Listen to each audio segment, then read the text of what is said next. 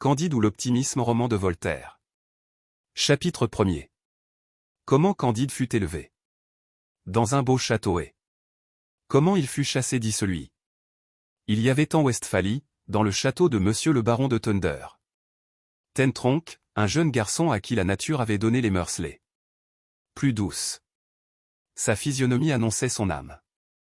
Il avait le jugement assez droit avec l'esprit le plus simple, c'est, je crois, pour cette raison qu'on le nommait Candide. Les anciens domestiques de la maison soupçonnaient qu'il était fils de la sœur de monsieur le baron et d'un bon et honnête gentilhomme du voisinage, que cette demoiselle ne voulut jamais épouser. Parce qu'il n'avait pu prouver que 71 quartiers, et que le reste de son arbre généalogique avait été perdu par l'injure du temps. Monsieur le baron était un des plus puissants seigneurs de la Westphalie. Car son château avait une porte et des fenêtres. Sa grande salle même était ornée d'une tapisserie. Tous les chiens de ses basses-cours composaient une meute dans le besoin, ses palefreniers étaient ses piqueurs, le vicaire du village était son grand aumônier. Ils l'appelaient tous Monseigneur, et il riait quand il faisait des comptes.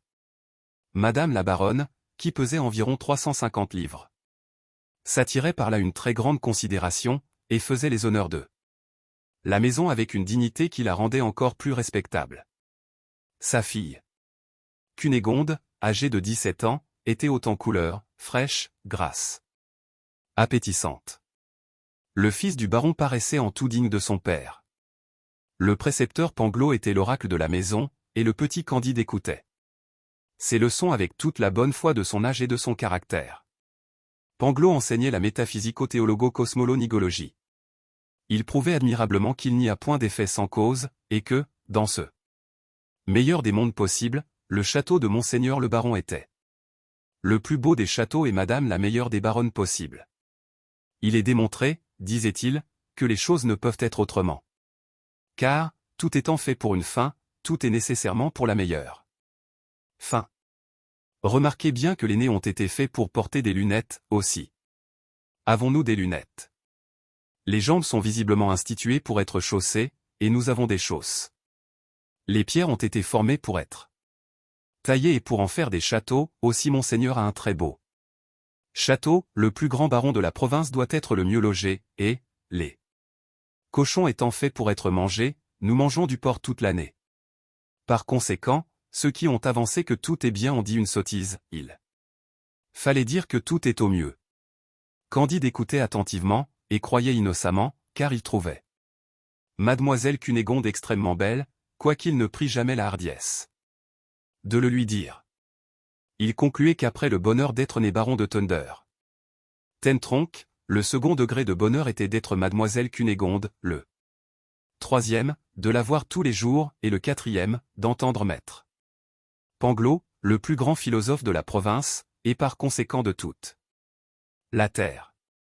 Un jour, Cunégonde, en se promenant auprès du château, dans le petit bois qu'on appelait parc, vit entre des broussailles le docteur Pangloss qui donnait une leçon de physique expérimentale à la femme de chambre de sa mère, petite brune très jolie et très docile.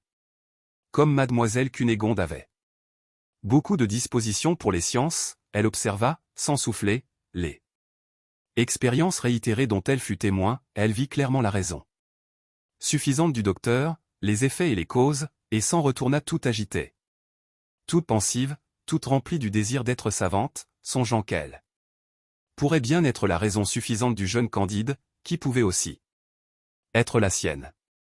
Elle rencontra Candide en revenant au château, et rougit, Candide rougit. Aussi, elle lui dit bonjour d'une voix entrecoupée, et Candide lui parla sans savoir ce qu'il disait. Le lendemain, après le dîner, comme on sortait de table, Cunégonde et Candide se trouvèrent derrière un paravent. Cunégonde laissa tomber son mouchoir, Candide le ramassa, elle lui prit innocemment la main, le jeune homme baisa innocemment la main de la jeune demoiselle. Avec une vivacité, une sensibilité, une grâce toute particulière, leurs bouches se rencontrèrent, leurs yeux s'enflammèrent, leurs genoux tremblèrent, leurs mains s'égarèrent. Le baron de Thunder Tentronckh passa auprès du paravent, et, voyant cette cause et cet effet, chassa Candide du château à Grand coup de pied dans le derrière, Cunégonde s'évanouit, elle fut souffletée par madame la baronne dès qu'elle fut revenue à elle-même. Et tout fut consterné dans le plus beau et le plus agréable des châteaux possibles.